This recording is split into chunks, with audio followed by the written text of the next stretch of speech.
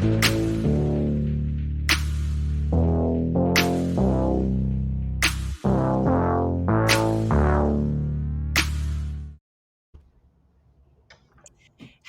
and thank you for tuning in to Emerge's interview series with women elected officials.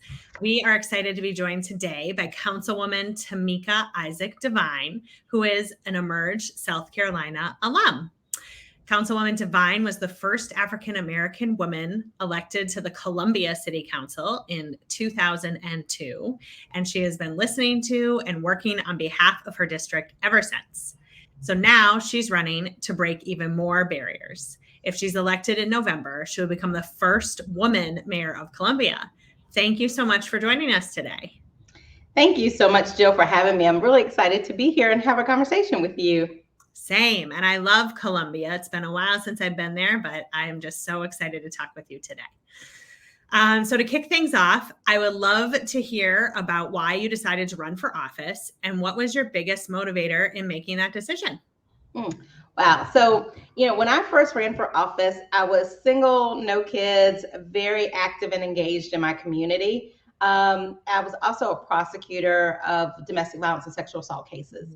And, being, an attorney and being in the criminal justice system, especially in the way I was, you see the way that laws are designed to help people, but you also see the way they hurt people. And as I was an advocate for domestic violence and sexual assault, and it's Domestic Violence Awareness Month, so I have my pin on. I was seeing the national trends, and there were people who were, or a lot of jurisdictions who were doing specialized domestic violence courts, intervention programs, really progressive ways of addressing domestic violence. And here, the capital city of Columbia, my home, we were not.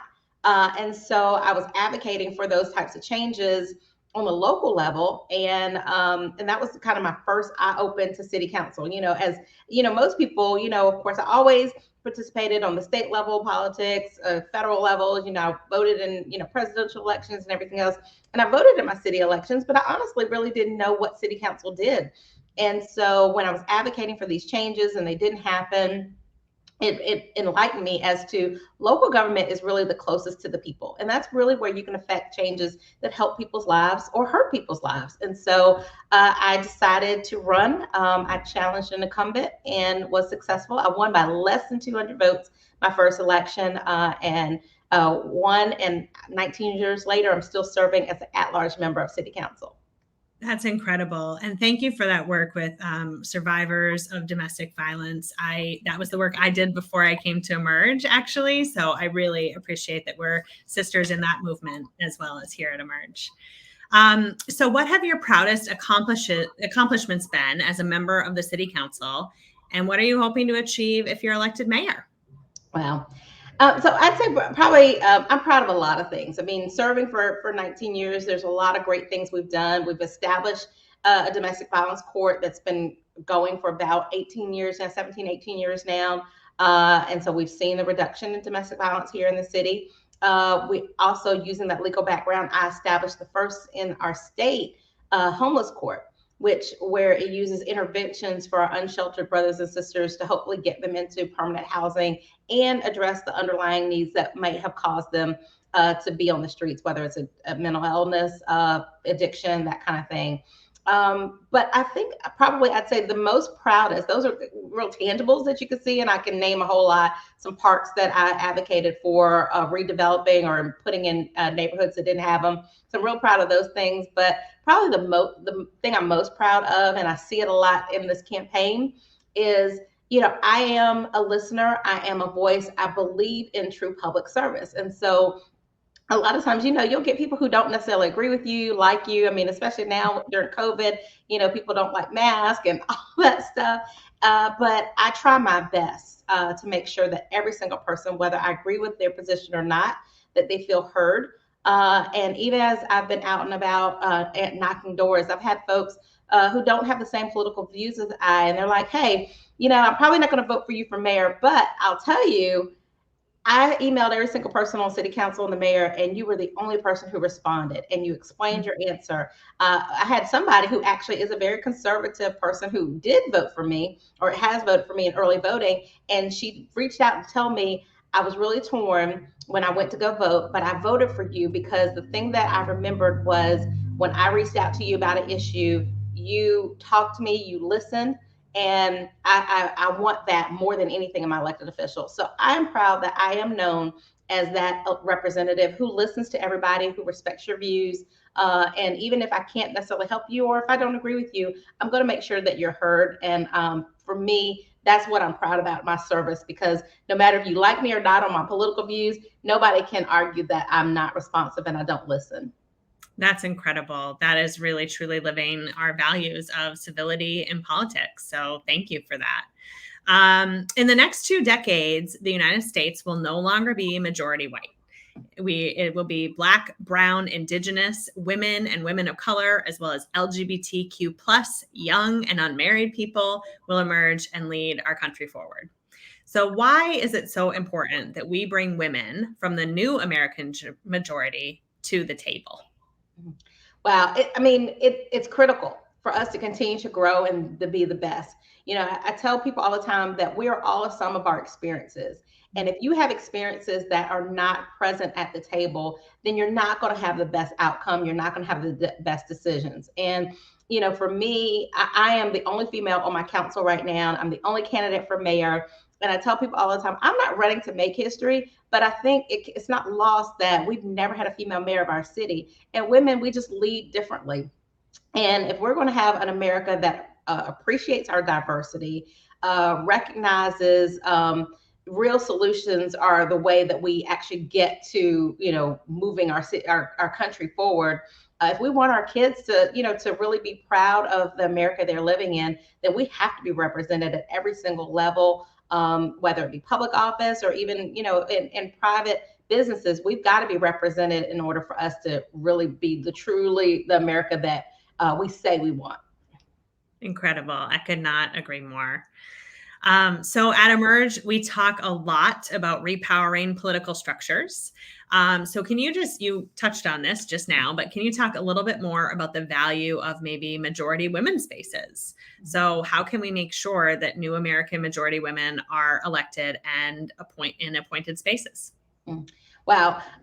Yeah, we lead differently, and we lead with solutions. I told somebody just in an interview I did, I'm a wife and a mom. I have a 4-year-old, an 11-year-old, and a 16-year-old. Wow. So in my house, I have 3 people all the time who may all want 3 different things. Doesn't mean one person is the favorite over the other. I have to bring forth real solutions, and so that's how women we lead. We're not about if it's this group or that group. We're about bringing about real solutions. So that's why it's important.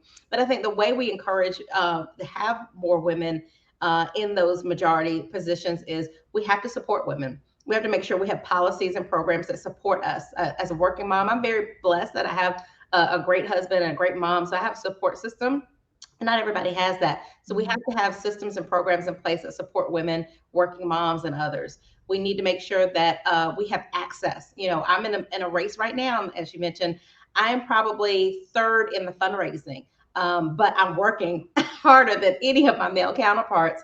And so we've got to make it easier for women to get elected, make sure that we take some of the money out of politics, because sometimes that's prohibitive of us, and making sure that we're supporting women candidates as well, because we don't always we'll volunteer, which is all great. And we need the volunteers, but we need the money as well. So I think those are ways that we do it. And then we have to be comfortable with being uncomfortable.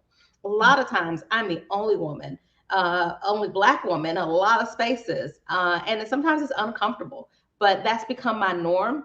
And I've had to become comfortable in that. And while I'm there, I can open the door for others. So we've got to be comfortable with the uncomfortable so that we can open the doors for others to come along with us.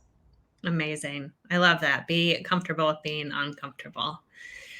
So we have seen more than 1,000 Emerge alums, including yourself, take their seat at the table.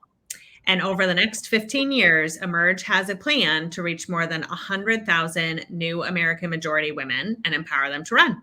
So what do you hope, or what do you think running for office as a woman will look like in the future?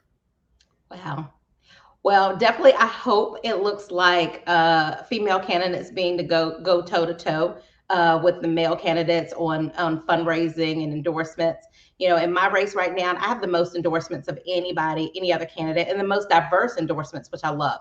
But like I mentioned, I'm probably about third in the fundraising. But I'm not ashamed of my fundraising. I've raised over $350,000 for this campaign. And so it's going to be, I knew it was going to be an expensive campaign, but I hope, but it's funny because I'll see the other reports and I'll see that somebody who might have given me 150 has given one of my male counterparts 500, and so, I'm hoping that we step up and we see female candidates raising money, and we don't feel like it's, we don't feel uncomfortable asking for money and giving female candidates the money to run a good race and a competitive race. And then I hope we see real solutions to real issues. I mean, the issues that we talk about all the time, whether it is the health and safety of our communities, whether it is providing, women's rights issues, all these issues are, they're important, and we need to have real dialogue about them. And so I hope those issues, when you have more women candidates, you'll see those issues that sometimes people think are women issues. We'll see those at the front of a real conversation, because they really are society's issues. Mm-hmm. Absolutely. Well, I cannot wait for that future. And thank you for being part of making it come true. So finally, I can't let you go without asking what your advice might be to a woman from the New American Majority who is thinking about running. Wow. My advice would be, number one, don't wait for people to ask you. I know a lot of folks women who say, well, I ran for office because I was approached. I was never approached 19 years ago, and I sure haven't been approached now. And I honestly, the reality of my race, I've actually, one of my opponents has been endorsed by 3 of my colleagues. And it's funny because they didn't ask me to run. They wanted someone else to run. I didn't wait to be asked, and you shouldn't either. The other thing I would say is, again, be comfortable with being uncomfortable. Know that, running a race is not going to be easy. It's not for the faint of heart. You're going to lose friends. You're going to have people call you names. You're going to have, people try and, make personal attacks on you and your family. And so we've got to be ready for that, and understand that comes with the territory. But that's why the system needs you, because we need more people who run for office and are not about the games and the dirty politics.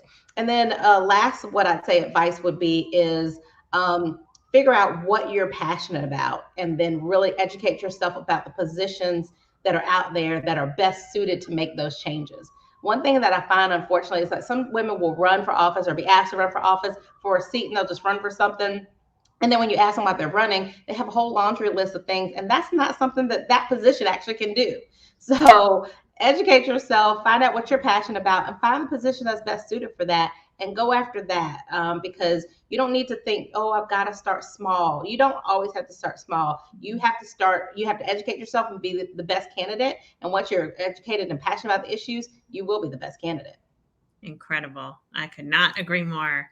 Well, Councilwoman, thank you for joining us today. I hope that the next time I see you, even virtually, I get to call you Mayor. And I just really appreciate you being here with us and sharing some of your story. And I also want to thank all of our viewers today for joining us for this episode of Races to Watch. Subscribe to our channel for updates and more great conversations with Emerge leaders from coast to coast. Thank you so much.